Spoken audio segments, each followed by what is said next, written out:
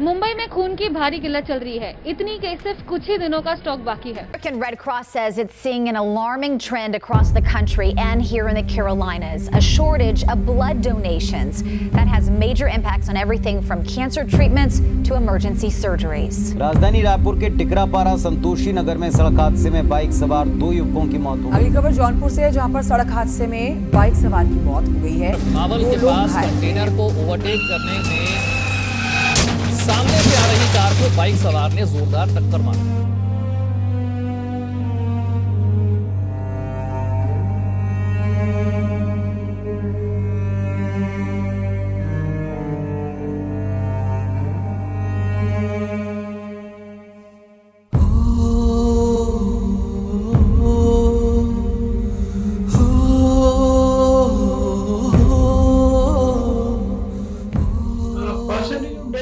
Exactly because of blood loss all over India बताना थोड़ा मुश्किल, but we can expect कि 10 to 20% हो सकता है, प्लस माइनस फिगर में हो सकता है। उससे भी ज्यादा जरूरी है कि ब्लड लॉस जो होता है वो हम लोग जो कॉम्पोनेंट थेरेपी देते हैं आज के डेट में, that is divided into pure PRBC packed cells होते हैं, FFP, क्रायो एंड प्लेटलेट। तो इंडिविजुअली के लिए भी ब्लड लॉस होता है, खाली प्योर ब्लड लॉस उस तरीके से नहीं होता है। It can happen because of individual also, component के लिए भी ब्लड लॉस होता है। बट ब्लड लॉस के लिए अगर लैक ऑफ ब्लड के लिए 10 to 20% blood loss deaths at any particular time हम लोग मान सकते हैं। या आंकड़ा ज्यादा भी हो सकता है, कम भी हो सकता है। गांव में थोड़ा ज्यादा हो अवेलेबिलिटी, जहाँ कम है शहर में थोड़ा कम हो, जहाँ अवेलेबिलिटी इजीली एक्सेसिबल। हमारे रिम्स ब्लड बैंक में हर एक दिन तकरीबन 100 से 120 यूनिट PRBC या होल ब्लड देने की जरूरत पड़ती है, और हम लोगों के पास कलेक्शन ऑन एन एवरेज 70 से 80 यूनिट हो रहा है। तो अभी भी हम लोग 20-25 यूनिट ब्लड का हम लोग कलेक्ट कर रहे हैं।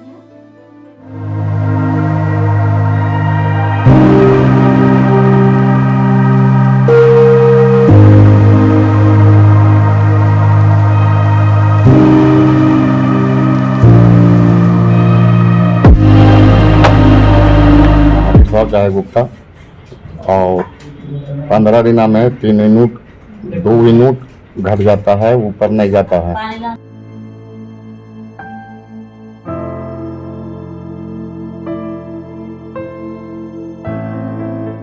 संतोष साहू हुआ, मैं जीवन दान संस्था से जुड़ा हुआ हूँ। मेरे कॉन्टेक्ट में बहुत लोग हैं जिनको ब्लड का रिक्वायरमेंट होता है बीच बीच में, जिनका घर में कुछ प्रॉब्लम चल रहा है, कोई पेशेंट है, तो हमारे संस्था से के थ्रू वो लोग कांटेक्ट करते हैं ब्लड के लिए। तो हम लोग अरेंज करवाने का पूरा कोशिश करते हैं, लेकिन आजकल ये सिचुएशन हो गया कि लोग बहुत कम डोनेट कर रहे हैं ब्लड, जिसके कारण रिम्स में हो गया, चाहे सदन में हो गया, सब जगह ब्लड का कमी हो गया है, जिसके वजह से आजकल अरेंज कराना में भी बहुत दिक्कत होता है। हम लोगों को कई बार खुद से जाकर डोनेट करना पड़ता है, तब फिर जिनको रिक्वायरमेंट है उनको फिर देना पड़ता है ब्लड। इसलिए मैं कहना चाहूँगा कि अभी जितना ज़्यादा से ज़्यादा लोग डोनेट कर सके ब्लड तो बहुत बढ़िया होगा, जैसे सभी को ब्लड का आपूर्ति हो सकता है। हमारे पास एक पेशेंट थे RTA का, उनका मल्टीपल रिब्स फ्रैक्चर था उनका, और स्कैपुला फ्रैक्चर था। हम लोगों ने काफ़ी कोशिश किया, सीवियर उनका चेस्ट ट्यूब लगा हुआ था, जिसको चेस्ट ट्यूब जो लगा था उससे ड्रेन से काफ़ी ब्लड आ रहे थे। और आई थिंक हमको लगता है कि हम लोगों ने काफ़ी मेहनत किया उसमें, ब्लड, FFP, क्रायो, प्लेटलेट सारा कुछ देने के बाद भी हम लोग सेव नहीं कर सके, बिकॉज ऑफ लास्ट में वो चले गए ARDS में। ARDS हुआ, सेप्टिक शॉक हुआ, मल्टी ऑर्गन फेलियर हुआ, उसके बाद उनका डेथ हुआ। ब्लड बैंक में पेशेंट आते हैं हमारे पास, तो उनको ब्लड लेने के लिए या तो उनको रिप्लेसमेंट डोनेशन देना पड़ता है, और जिनके पास डोनर नहीं होता है उनको डॉक्टर से फ्री ब्लड लिखवा करके लाना पड़ता है। फ्री ब्लड में जैसे हमने कहा कि सीनियर रेजिडेंट टू प्रोफेसर तक ब्लड ट्रांसफ्यूजन पॉलिसी के तहत इस रैंक के कोई भी डॉक्टर फ्री ब्लड लिखते हैं तो उनको ब्लड बैंक से फ्री ब्लड मुहैया कराया जाता है। तीसरे प्रकार के पेशेंट हैं जो कि झारखंड गवर्नमेंट और गवर्नमेंट ऑफ इंडिया की पॉलिसी के हिसाब से, रूल्स के हिसाब से फ्री ब्लड देना है उनको। तो वैसे मरीजों को हम लोग जूनियर रेजिडेंट जो स्टूडेंट हैं हमारे पीजी स्टूडेंट, उनके सिग्नेचर से भी हम लोग ब्लड दे देते हैं। वैसे प्रकार के मरीज में हैं जैसे थैलेसीमिया पेशेंट हैं, सिकल सेल एनीमिया हैं, हीमोफीलिया के पेशेंट हैं, ब्लड कैंसर पेशेंट्स हैं, बिरहोर जाति के पेशेंट्स हैं, HIV पॉजिटिव पेशेंट हैं या पुलिस केस हैं। तो ऐसे पेशेंट को हम लोग को जूनियर रेजिडेंट के साइन पे दे देते हैं और इनको हम लोग फ्री ब्लड देते हैं। ब्लड डोनेशन का जो स्टार्ट में किया था, फर्स्ट टाइम जो डोनेट में किया था, स्टैंडर्ड 12th में किया था, और एक मेरे फ्रेंड की मदर को आवश्यकता थी, वो समय मैंने डोनेट किया था। ब्लड लॉस इंटरनल या एक्सटर्नल होता है। एक्सटर्नल ब्लड लॉस हम लोग वो समझते हैं जैसे चोट लगा, मुंह से खून का उल्टी हुआ। एक इंटरनल ब्लड लॉस है, मान लीजिए चोट लगा, अंदर खून बह रहा है, पेट में का कोई अतरी फट गया है, उसके चलते ब्लड लॉस हो रहा है, या गायनी के ऑपरेशन के दौरान जो बच्चा होने के बाद जब ब्लड नहीं रुकता वो होता है, कहीं अंदर में चोट लगा उसके चलते हो सकता है। ब्लड लॉस नहीं बनना भी एक कारण है, इनडायरेक्ट कॉज होता है ब्लड लॉस का। जैसे मान लीजिए पेशेंट भयंकर सेप्सिस में है, सेप्सिस है, सेप्टिक शॉक में है, तब बोन मैरो डिप्रेशन में चला जाता है। बहुत सारा कैंसर्स होते हैं, ड्रग्स के चलते होते हैं जैसे कीमोथेरेपी, रेडियोथेरेपी, ये सब में भी ब्लड नहीं बनता, तभी वो इनडायरेक्ट फॉर्म में ब्लड लॉस ही होता है। एक थेरेपी लेने आते थे रामकेश्वर दादा जी की वाइफ, उनका ऑपरेशन हुआ था इंटेस्टाइन का, उसके बाद उनको ब्लड का बहुत सारा कमी होने लगा, बार बार ब्लड घट जाना, बार बार दिक्कत उनको हो रहा था, वो बार बार हॉस्पिटल में एडमिट हो रही थी। यहीं बगल में गांधीनगर सीशल हॉस्पिटल में बार बार वो एडमिट हो रही थी। तो हम लोग के पास खबर है, मेरे पास खबर आया कि इनको ब्लड का ज़रूरत है। हाल में एक आंटी जी, उनका आँख की ऑपरेशन हुई, उसके बाद हर मंथली उनको ब्लड का ज़रूरत होने लगा, और मंथली ब्लड का जब ज़रूरत होने लगा तो एक बार तो हमारे तरफ से ही मदद हो गया, मेरा खुद का बेटा मदद किया, लेकिन जब दूसरी बार ज़रूरत पड़ी, कहीं से नहीं मिल पा रही थी। हमारे यहाँ एक सुधा जी आती हैं थेरेपी लेने, और जो कि वो काफ़ी घुटने से परेशान थी, आज उनको बहुत आराम है।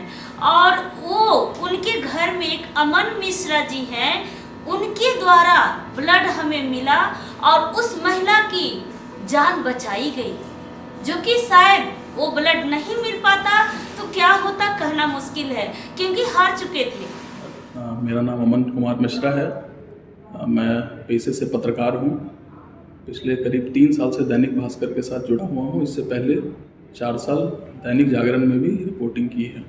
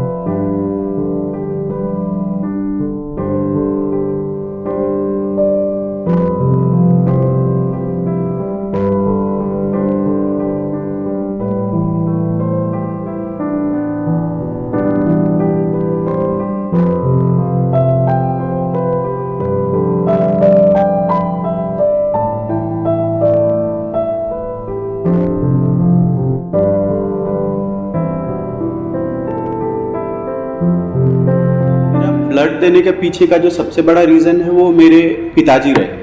पिताजी मेरे किडनी पेशेंट थे और किडनी पेशेंट को लगातार ब्लड की आवश्यकता होती रहती है। हीमोग्लोबिन डाउन चला जाता है तो ब्लड चढ़ाना बहुत आवश्यक होता है।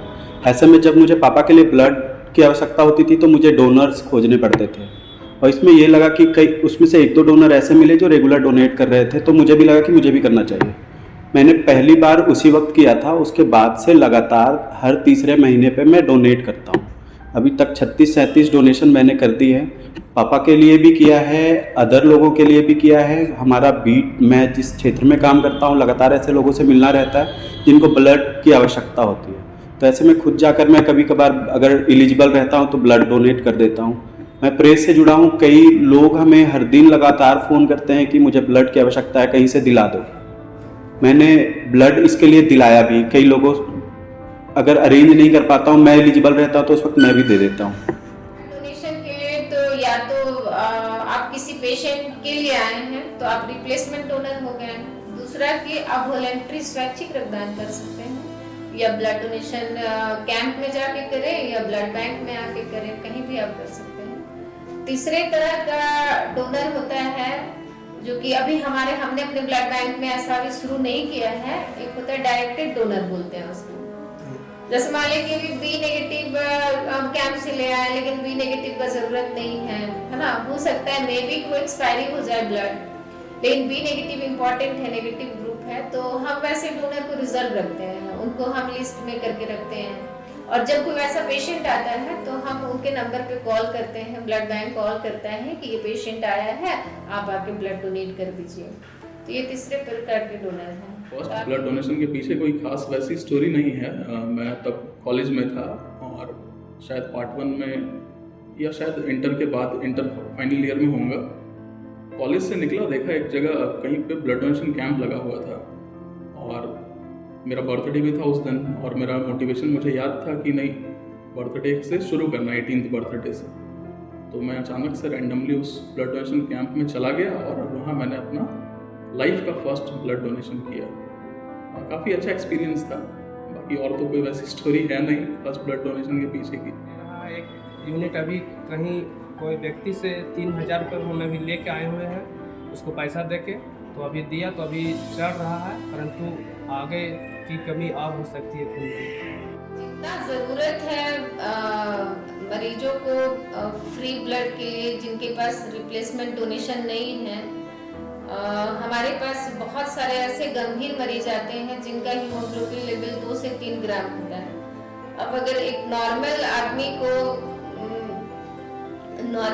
का हीमोग्लोबिन अगर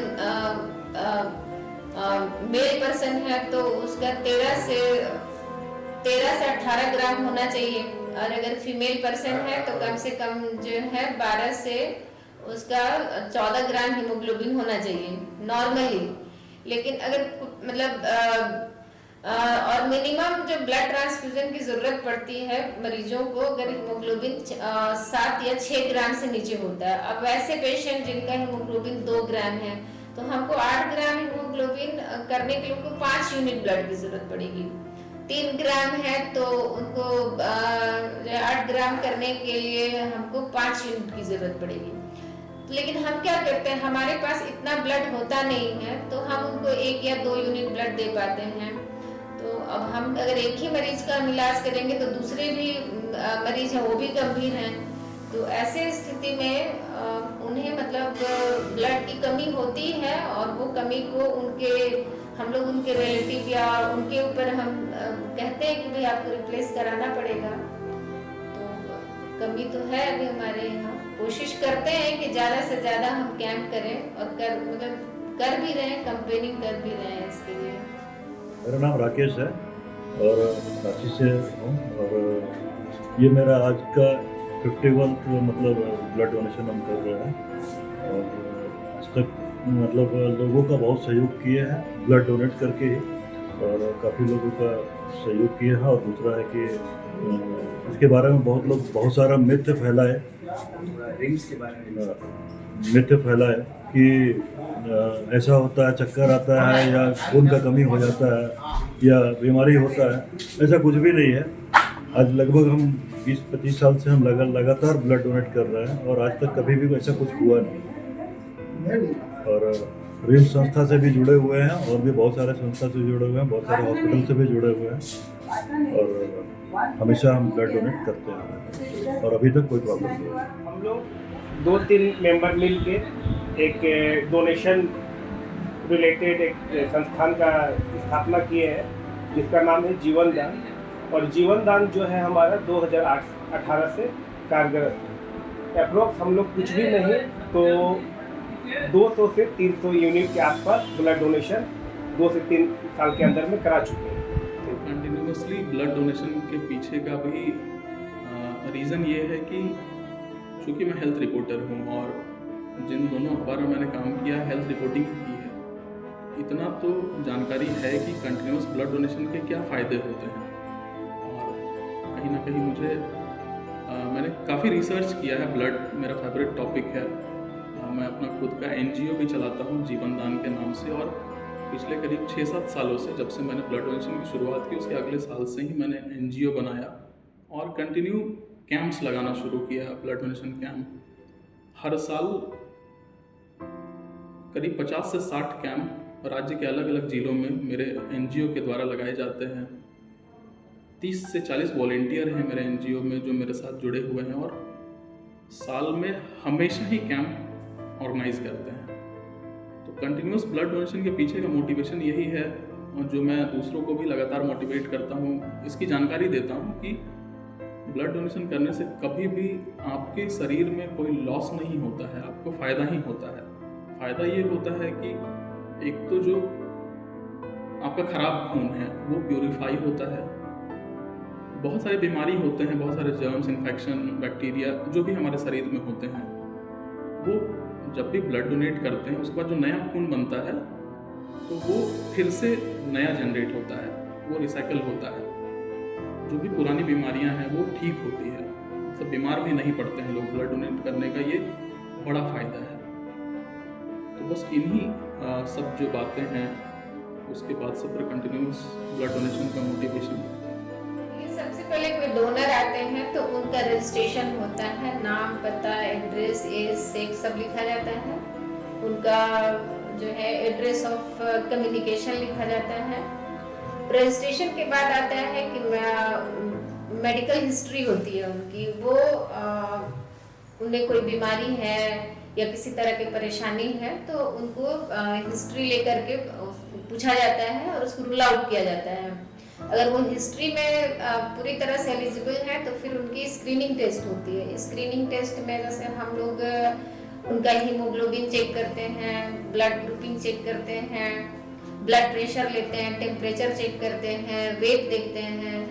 ये सारे क्राइटेरिया में अगर फुलफिल हो जाता है, ब्लड ग्रुपिंग तो मतलब कोई डोनर छांटने का कोई क्राइटेरिया नहीं होता है, वो हमारा अपना है कोई किस ग्रुप का है, ठीक है। अदरवाइज छांटने के लिए अगर टेम्परेचर बढ़ा हुआ है तो नहीं ले सकते हैं, ब्लड प्रेशर बहुत लो है, मतलब लो है या नॉर्मल रेंज से हाई है तो नहीं ले सकते हैं। वजन भी नॉर्मल जो होना चाहिए 45 kg है ना, उससे कम है तो हम नहीं ले सकते हैं। तो अब ये जब वो डोनर क्राइटेरिया में पूरा स्क्रीनिंग में मेडिकल स्क्रीनिंग और जो है टेस्ट में वो पूरी तरह से एलिजिबल होते हैं तो फिर हम उनको डोनर ब्लड जो है ब्लड डोनर काउच होता है उसमें फिर वो जाकर के ब्लड डोनेट करते हैं।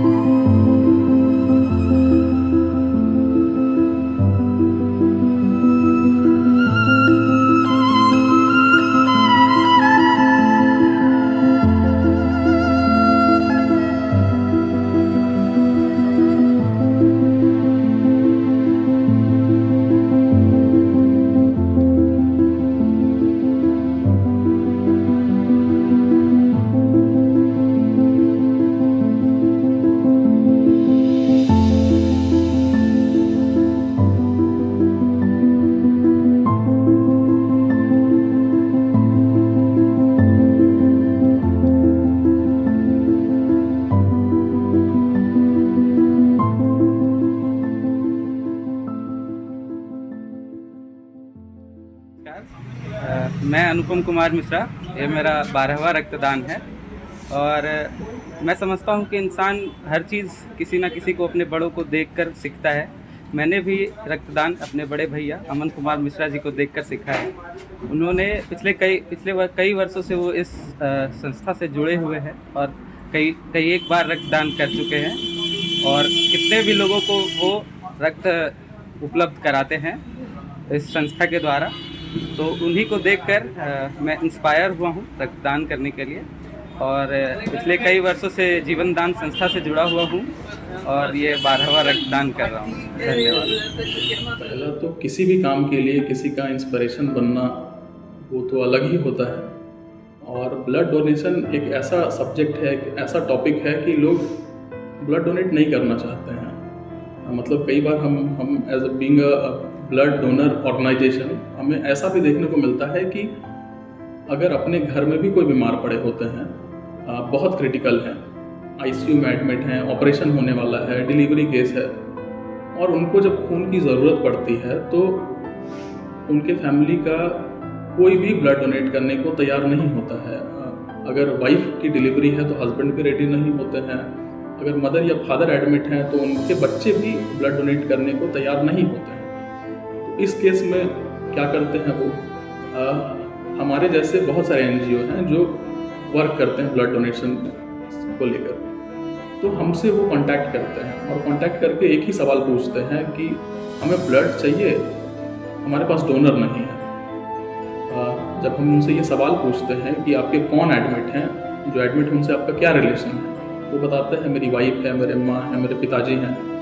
तो हमारा सवाल होता है कि क्या आपने ब्लड डोनेट किया? उनका जवाब होता है नहीं। मतलब सीधे से वो मुकर जाते हैं। जब रीज़न पूछता हूँ कि आखिर आपने ब्लड डोनेट क्यों नहीं किया, तो एक ही जवाब मिलता है कि हमें डर लगता है। तो पहला हमें जो वो खुशी मिलती है किसी के डर को ख़त्म करने का, हम लगातार उन्हें मोटिवेट करते हैं, उन्हें बताते हैं ब्लड डोनेशन के फ़ायदे बताते हैं, ब्लड डोनेट करने से डरने की ज़रूरत नहीं है, ये बताते हैं जो भी पॉसिबिलिटीज़ होती है जिससे हम किसी भी डोनर का माइंडसेट को चेंज कर पाएँ। हमारी कोशिश होती है, अगर वो चेंज हो गए तो हमें काफ़ी खुशी होती है। तो एक मोटिवेटर को सबसे ज़्यादा खुशी तब होती है जब उसके मोटिवेशन के बाद कोई ब्लड डोनेट करने को राज़ी हो जाए।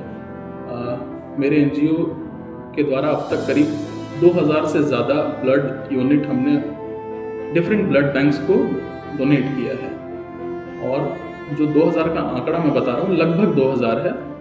इसमें से करीब 700 से 800 ऐसे लोग हैं जो ब्लड डोनेट करने से डरते थे, जिन्हें हमने मोटिवेट किया है। तो निश्चित तौर पर किसी का इंस्पिरेशन बनने का एक अलग ही मज़ा है। कैंप हमें लगता है कि साल भर में वो 2 या 3 कैंप देते हैं हमें रिम्स ब्लड बैंक को और उनके थ्रू हमें लगता है कि तकरीबन 60 से 70 यूनिट ब्लड मिलता है। आप लोगों को बता दें कि 1 यूनिट ब्लड से हम 3 लोगों की जान बचाते हैं। तो आप जो है 70 यूनिट अगर देते हैं तो 7 या 21 210 लोगों की हम जान बचाते हैं। 210 मरीजों को हम हेल्प कर सकते हैं उनके ब्लड से। के यूथ के लिए यही मैसेज है कि ब्लड डोनेशन की शुरुआत करें और सिर्फ शुरुआत ही ना करें बल्कि इसको रूटीन बना लें। एक डेट अपने कैलेंडर पे, अपने मोबाइल पे सेट कर लें कि मैंने इस डेट को ब्लड डोनेट किया है, अब इससे 3 महीने के बाद मैं फिर से ब्लड डोनेट करूँगा। उन्हें शपथ लेनी चाहिए बल्कि कि आज मैंने ब्लड डोनेट किया, 3 महीने बाद फिर ब्लड डोनेट करूँगा, उसके 3 महीने बाद फिर, और ये साइकिल को मैं 1 साल तक चलाऊँगा और अगले साल से फिर कंटिन्यू करूँगा मैं उसी साइकिल को। बहुत अच्छा एक स्लोगन है जो मैंने कुछ टाइम पहले, करीब 3-4 साल पहले एक आर्टिकल में बतौर हेडिंग उसे पब्लिश किया था और वो स्लोगन ये है जो काफ़ी इंस्पिरेशनल भी है, खास करके आज के यूथ के लिए, कि मौका दें अपने खून को किसी और के रगों में बहने का, ये लाजवाब तरीका है कई जिस्मों में जिंदा रहने का। तो शायद मुझे लगता है कि ये चंद लाइनें ही काफ़ी है किसी को मोटिवेट करने के लिए क्योंकि हमें शायद किसी को कुछ गिफ्ट देकर किसी के लिए कुछ और किसी तरीके से मदद कर कर इतनी खुशी ना मिले जितनी खुशी किसी की ज़िंदगी बचाकर मिले। और ज़िंदगी बचाने के लिए ब्लड डोनेट करना काफ़ी ज़रूरी है।